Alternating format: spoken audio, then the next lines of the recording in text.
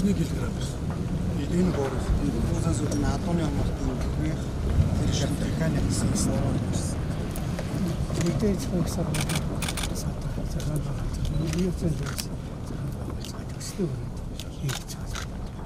Тэр энэ таниуц болж байгаа бол энэ одоо үрийн ургууд үргэлжлүүлдэг бортог байна. Энийг бол даваатаа энэ байна. Энийг цөөхөн үйлдвэрлэсэн. Тэгээд энийг их олон тоогоор үйлдвэрлэсэн тулд одоо энэ дээр энэ юм хөлөмжтэй байна. Энэ дотор ингэж үүссэн. Одоо шууны сангас буюу хоёр төгч түүхийн эдийг биднес үйлдвэрлэлийн аргаар бодлоо одоо бордоо хийж гаргаж авсан байгаа. Энэ нь бол одоо дэлхийд одоо нэг шаардлагатай одоо хэрэглэгдэж байгаа энэ компост гэж бордоо маань ингээ хийцэн байна. Энэ компост бордоо маань өөрөө энэ малын бууц шууны сангасыг үйлдвэрийн аргаар боловсруулад үрлэн хэлбэрт ингээ шилжүүлээд хийцэн байна. Энэ нь бол Хөдөөж их сургуулийн инновацийн одоо бүтээгдэхүүн маань ингээ гарч ирсэн байна. Үйлдвэрлэлд өнөөгийн байдлаар сүүлийн 2 жил бол Монголын газар тариаланд бол одоо хэрэглэгдээд үйлдвэрлэлд бол туршигдаад гараад ирсэн бүтээгдэхүүнүүд байна. тариаланч гэдэг юм уу, тэд нар яг хулдаа өгсдөг энийг одоо хэрэг мэдв. Ер нь бол одоогийн байдлаар бол ер нь бол брэнд болж одоо чадаж байна. Сүүлийн 2 жил бол нийт одоо 1500 аж ахуйн нэгж бол газар тариалангийн одоо үйлдвэрлэл эхэлж байгаа аж ахуйн нэгжээс бол одоогийн идэвхтэй бол хийж ажиллаулж байгаа нь бол 150 орчим аж ахуйн нэгж бол тогтмол сүүлийн 2 жил жилд нэг 30-аас 50 мянган тонн үйлдвэрлэх хүчин чадалтай. Төв аймгийн Баян Чандганд. Энийг хэдэн хувийн одоо Одоогийн байдлаар бол дөнгөж 10% нь бол үйлдвэрлэж байна. үйлдвэрлэлийн технологи хаанаас Ерөнхийдөө бол энэ бол үйлдвэрийн маань гол технологи нь бол Францын технологиг бол биднес авчирсан байгаа. Тоног төхөөрөмж нь бол одоо Бээжингийн Хөдөө аж ахуйн бас. хэдэн онд байгуулсан? Энэ 2015 онд байгуулагдсан үйлдвэр байна. За 4 жил болсон. Сайн тал нь муу тал нь. Ерөнхийдөө бол одоогийн байдлаар бол сайн тал нь гэвэл ургац бол 40 орчим хувьтай нэмэгдсэн ийм судалгаа бол байгаа. Яг борлогдохгүй. Ерөнхийдөө бол одоо импортын бараа бүтээгдэхүүн бол одоо нийт давмгаалж байна да. Энэ Энэ Дархан хотод урмал газар тариалангийн эрдэм шинжилгээний хүрээлэнтэй хамтарсан стартап Bioonor гэдэг компани ашигт бактерийн шингэн бордоо. Химийн ямар нэгэн элемент байхгүй. Тэгээд Германы технологиор өөрсдөө үйлдвэрээ угсарсан явж байгаа. Борлуулалт бол ерөнхийдөө 3 жилийн өмнө. Энэ жил бол нэг 280 орчим тонн бордоо үйлдвэрлэж байгаа. Литр нь 3500 төгрөгийн үнэтэй. Тэгээ энэ сав бүх юмудаа өөрсдөө дархандаа үйлдвэрлээд хэрэглэгчтэй өргөж байгаа. Борлуулалт одоо энэ жил бол нэг 200 орчим тонныг борлуулж байна.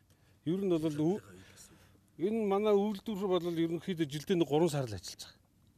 3 сар, 4 сар, 5 сард л ажиллаж байгаа. Бус саруудад бол үйлдвэр одоо нэг тариалтын биш үлрэл болохоор ерөөсөө юу яахгүй байгаа. Борлуулалт нэг тиймэрхүү.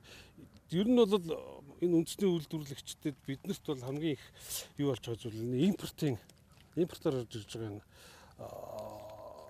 төрлүүрийн бордооны эрдэс нийлмэл бордооны асуудлууд юу байгаа юм л та. Түүнээс яг биднийг бол одоо яг үйлдвэрлэгчдийн худалдаа авалтаар хаврын тариалтаар ингээд худалдаа авалтаар дэмжүүл биднэрт бол зээл янз бүрийн тусламж янз бүрийн бол ерөөсөө шаардлагагүй өөртөө 12 сар ажиллаад дотоодох хэрэгцээг хангаадах бүрэн боломжтой. Хөрсний үржил шимийг сайжруулдаг химийн элемент байхгүй. Ийм бордоо.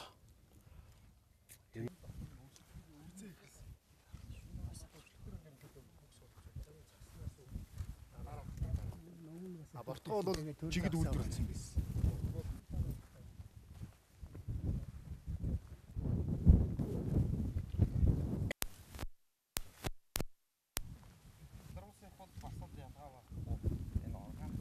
Ялцмаг гэхдээ ийм сайхан хар шорон хөлсийг гаргая гэсэн одоо ийм л одоо зорилттой одоо ажиллаж байгаа.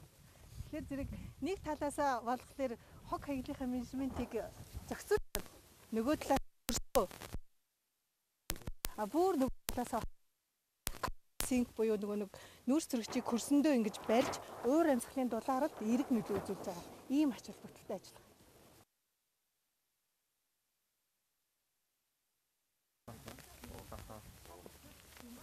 Хөдөө аж ахуйн сайдаас эхлээл ярьсан юм.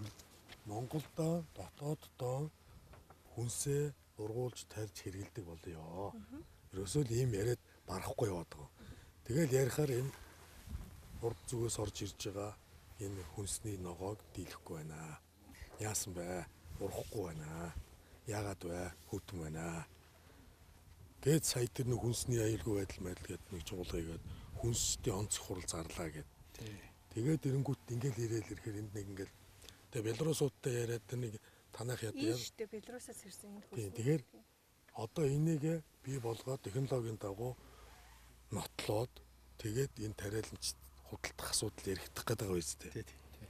Тэгээд одоо ингээл хогоо зөөж ирж өгөхгүй байна гэж яриа суугаад байвал хинч зөөж ирэхгүй шүү дээ. Энийг яаж юм бизнесийн эргэлтэнд оруулах. Ямар ч нэг гарааны компани хэлбэрээр эхний ээжинд бол явуулах хэрэгтэй байх ч бодоод байгаа юм.